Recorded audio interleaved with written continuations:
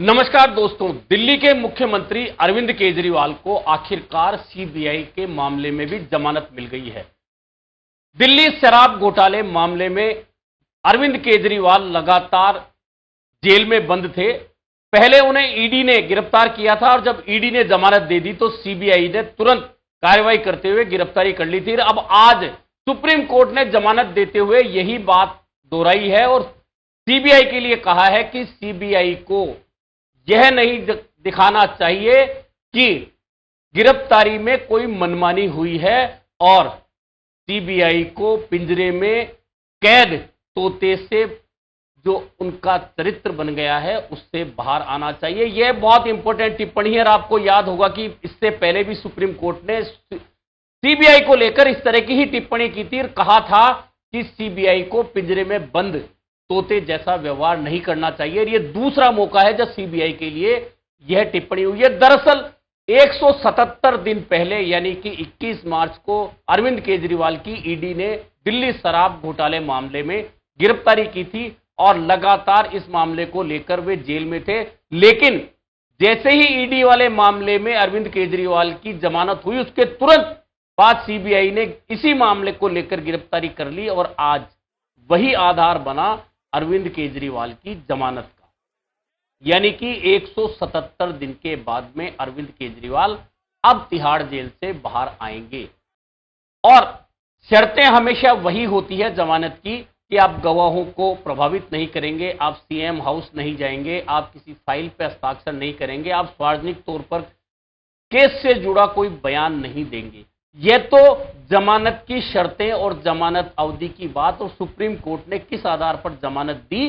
यह सब बातें हैं। लेकिन अरविंद केजरीवाल की जमानत होते ही एक नैरेटिव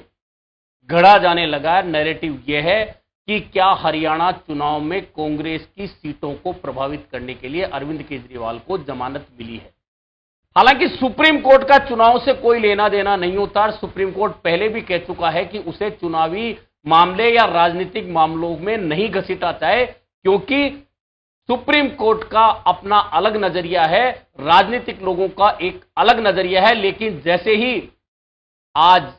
अरविंद केजरीवाल को जमानत मिली है उसी के साथ में एक नैरेटिव सेट किया जाने लगा। नैरेटिव यह सेट किया जा रहा है कि हरियाणा में चुनाव होने हैं और हरियाणा में आप के साथ में कांग्रेस के गठबंधन की चर्चा थी। कांग्रेस जहां आपको 5 सीटें देने के लिए तैयार थी वहीं आप 10 सीटें मांग रही थी। आपको याद होगा कि इंडिया का जब गठबंधन हुआ उसमें आप एक पार्टी थी और उस दौरान हरियाणा में उन्हें एक सीट मिली थी लोकसभा की जिस पर वे हार गए और बाकी 9 सीटों पर कांग्रेस लड़ी जिनमें से 5 सीटें कांग्रेस ने जीत दर्ज की थी। यानी कि अब सोचा जा रहा था कि उसी इंडिया गठबंधन के तहत आपको कुछ सीटें कांग्रेस देगी लेकिन कांग्रेस 5 सीटों से ज्यादा देने के लिए तैयार नहीं थी और अब आप तमाम सीटों पर अपने उम्मीदवार उतार रही है और कांग्रेस के नेता इसलिए खुश हैं कि वे नहीं चाहते थे कि आपको सीटों का बंटवारा हो क्योंकि वहां इस बार हरियाणा के चुनाव में कांग्रेस को स्पष्ट रूप से एज नजर आ रही है। लेकिन नैरेटिव की बात करें तो नैरेटिव यह आ रहा है कि जब कांग्रेस और आप गठबंधन का मामला चल रहा था तब तक कोई चर्चा नहीं थी। लेकिन अब अरविंद केजरीवाल को जमानत मिल गई जबकि आपको याद होगा कि इस मामले की सुनवाई के बाद में सुप्रीम कोर्ट ने फैसला सुरक्षित रख लिया था और वह फैसला आज नहीं तो कल, कल नहीं तो परसों, परसों नहीं तो 2 दिन बाद आना ही था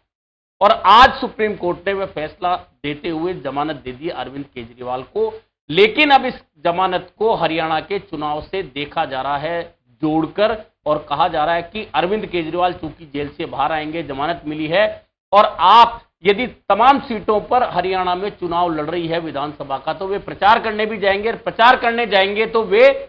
अपनी पार्टी का प्रचार करेंगे और आप जितने वोट तोड़ सकेगी वही कांग्रेस का वहां नुकसान होगा और भाजपा को फायदा होगा। हालांकि इस बार जो भी इंटरनल सर्वे की बात हो रही है हरियाणा चुनाव को लेकर वहां कांग्रेस स्पष्ट रूप से बहुमत से ज्यादा सीटें जीतती दिखाई दे रही है इंटरनल सर्वे में और भाजपा की बुरी हार होती दिख रही है। और जब से हरियाणा का चुनाव हुआ है उसके अंदर गठबंधन जो बने हैं दरअसल गठबंधन को लेकर भी यही कहा जा रहा है कि वे सिर्फ वोट कटवा गठबंधन है और वे वोट कटवा गठबंधन इसलिए बनाए गए हैं ताकि कांग्रेस के वोट काटे जा सके। जैसे जेजेपी और चंद्रशेखर रावण की पार्टी के बीच में गठबंधन हुआ है। जेजेपी इससे पहले हरियाणा में भाजपा के साथ सहयोगी दल के रूप में सरकार चला रही, लेकिन किसानों का उग्र रूप देखने के बाद सरकार के आखिरी दिनों में जेजेपी ने अपना समर्थन सरकार से वापस लिया, सरकार से बाहर हो गई। हालांकि उसके बावजूद सरकार का बहुमत कम नहीं हुआ, लेकिन आपको याद होगा कि 2 दिन पहले ही हरियाणा विधानसभा को भंग करना पड़ा था, क्योंकि संवैधानिक नियम यह है कि सदन की बैठक 6 महीने में एक बार बुलाई जानी चाहिए। सितंबर 21 तक यह बैठक होना जरूरी थी, लेकिन चूंकि चुनाव की आचार संहिता लग रही है, ऐसे में विधानसभा की बैठक नहीं बुलाई जा सकती और यही कारण रहा कि विधानसभा को भंग करना पड़ा और अब वहां नायब सिंह सैनी कार्यवाहक मुख्यमंत्री के रूप में तब तक रहेंगे जब तक नई सरकार का गठन नहीं हो जाता। खैर ये बात तो है, लेकिन बात नैरेटिव की है कि क्या वास्तव में अरविंद केजरीवाल हरियाणा का चुनाव प्रभावित कर सकते हैं, क्योंकि वे उस समय भी जेल से बाहर थे जब लोकसभा चुनाव हो रहा था और दिल्ली में, हरियाणा में और अन्य पंजाब में प्रचार किया था अरविंद केजरीवाल ने, पूरी ताकत लगाई थी, लेकिन इसके बावजूद आपकी सीटों में कहीं भी बढ़ोतरी नहीं हो पाई और सीटें पंजाब में घट भी गई। यानी कि यह तो वह कारण है जिसमें यह कहा जाए कि अरविंद केजरीवाल ने अब वोटरों को उतना प्रभावित नहीं किया जितना वे पहले करते रहे।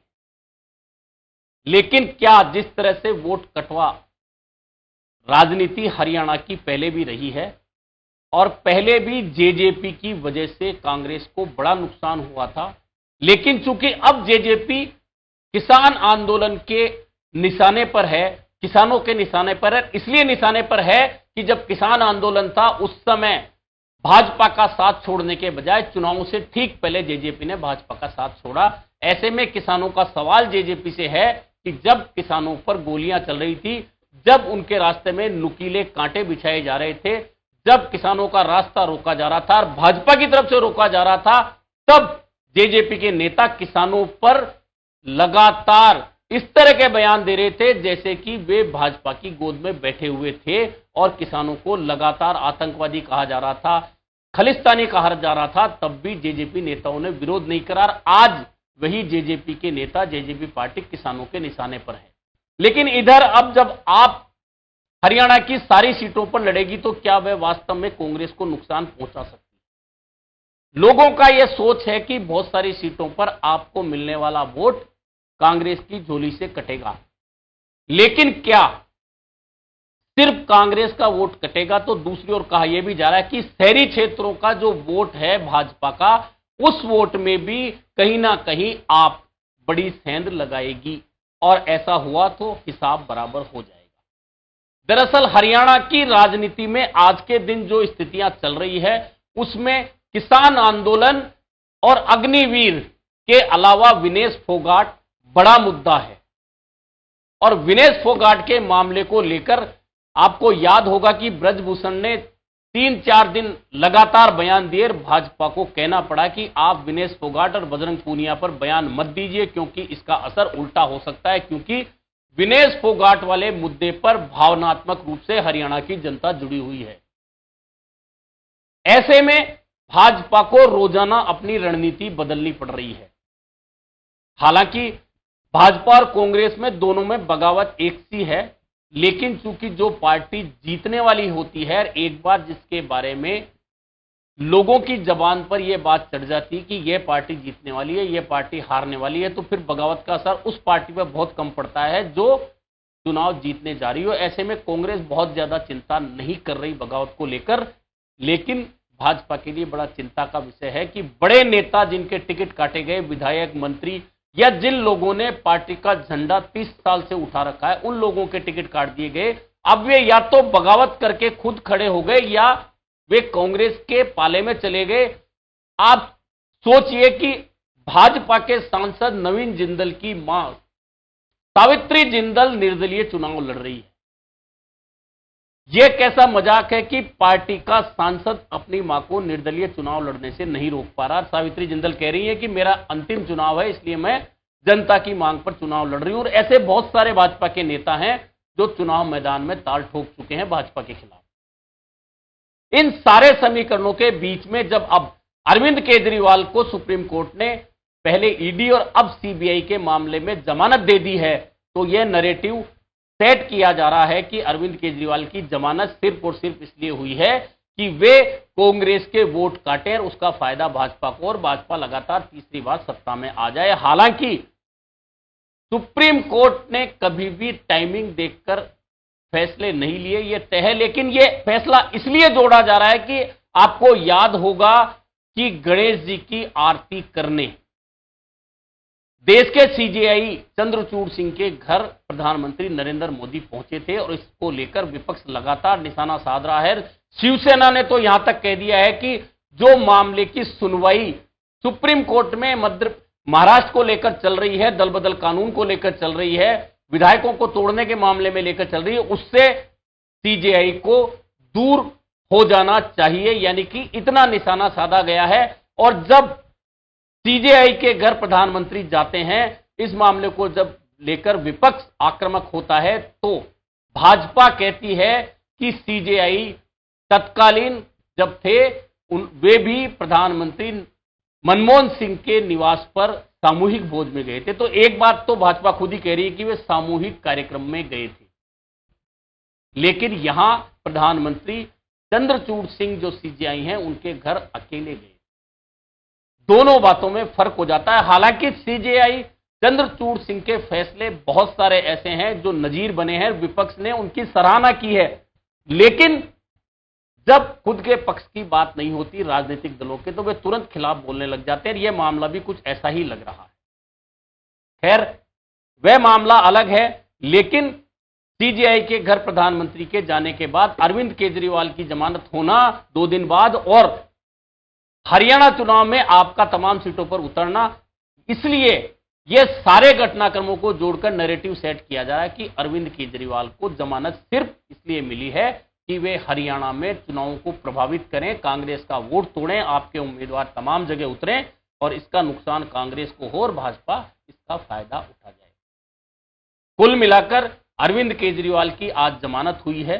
वे बाहर आएंगे, वे राजनीतिक रूप से क्या बयान देते हैं, चुनाव में जाकर वे क्या बयान देते हैं और कितना असर वे चुनाव पर डाल जा सकते हैं, यह सब 8 अक्टूबर को उस समय स्पष्ट हो पाएगा जब हरियाणा के चुनाव परिणाम सामने आएंगे। कुल मिलाकर अरविंद केजरीवाल की जमानत होना और 177 दिन बाद उनका जेल से बाहर आना कहीं ना कहीं आपके लिए राहत की बात है। राहत की बात इसलिए भी कि इससे पहले आपके तमाम नेताओं को भी एक एक कर, चाहे वे संजय सिंह हो, चाहे वे मनीष सिसोदिया है, उनकी जमानत हो चुकी है। और शराब नीति मामले में 6 नेताओं की लगातार जमानत होना कहीं ना कहीं इस केस को कमजोर होता दिख रहा है। ऐसे में क्या यह केस आगे जाकर खारिज हो सकता है? फिलहाल तो अरविंद केजरीवाल की जमानत को लेकर आप जहां खुश है, भाजपा वहां निशाना साध रही है और लोग नैरेटिव सेट कर रहे हैं कि अरविंद केजरीवाल की जमानत सिर्फ हरियाणा में कांग्रेस के वोट काटने के लिए हुई। अभी के लिए इतना ही, फिर मिलेंगे नए मुद्दे पर।